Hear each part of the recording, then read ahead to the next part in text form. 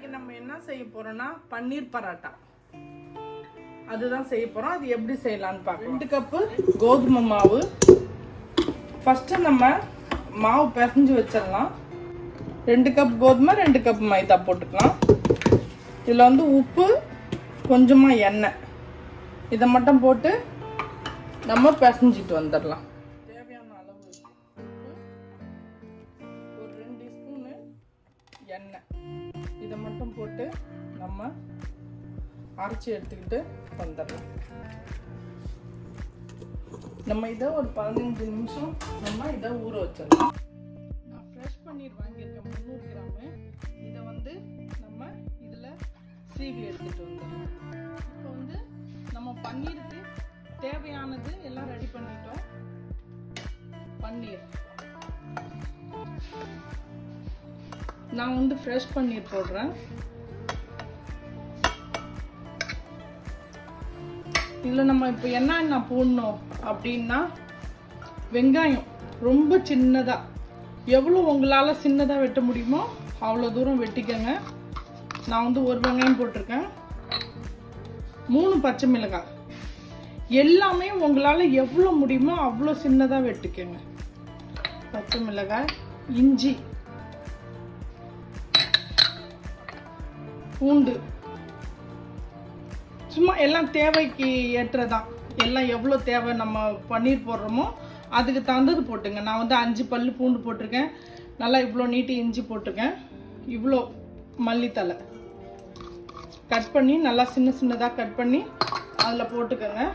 கொஞ்சமாக கரம் மசாலா,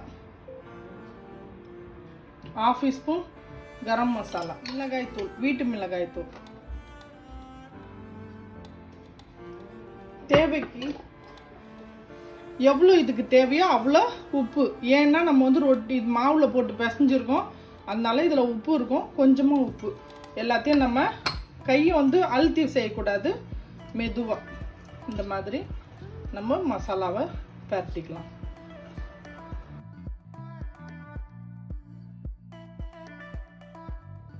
எந்த அளவுக்கு பெருசாக பேடா வேணுமோ அந்த அளவுக்கு நம்ம இதை ஊற்றிக்கலாம். ரொம்ப முக்கியமானது, இதில் வந்து நம்ம எவ்வளோ உங்களால் முடியுமோ அவ்வளோ இதில் நொப்புங்க. நொப்பிட்டு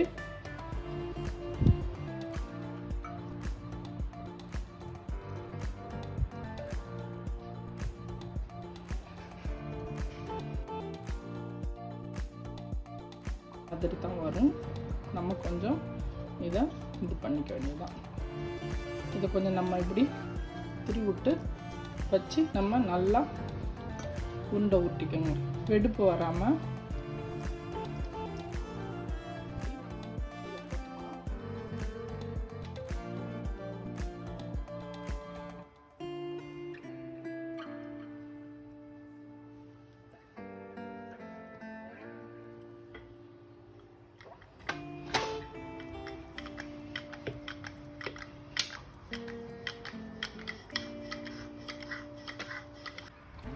நல்லா கொஞ்சம் மொத்தமாக இருக்குதுல்ல.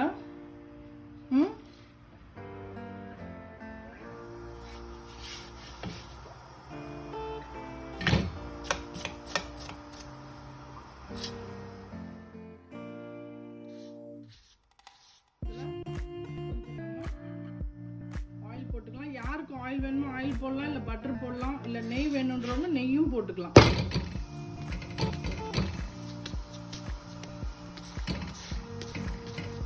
போடலாம்.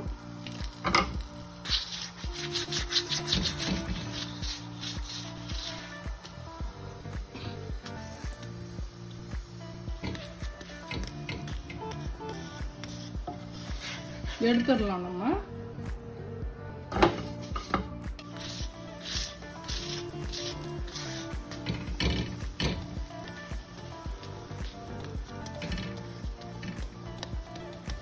சலோ இதை நம்ம எடுத்துருவோம். கொஞ்சமா புதினா போட்டுக்கோங்க. உங்களுக்கு மிளகாய் வேணும்னா ஒரு மிளகாய் போட்டுக்கோங்க. நம்ம இது சட்னி பண்ணிக்கலாம். ராய்த்தா இது எப்படி பார்த்தீங்களா? சட்னி பாருங்க. தண்ணியெலாம் போடக்கூடாது.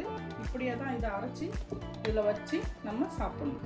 லைக் பண்ணுங்கள், ஷேர் பண்ணுங்கள், கமெண்ட் பண்ணுங்கள்.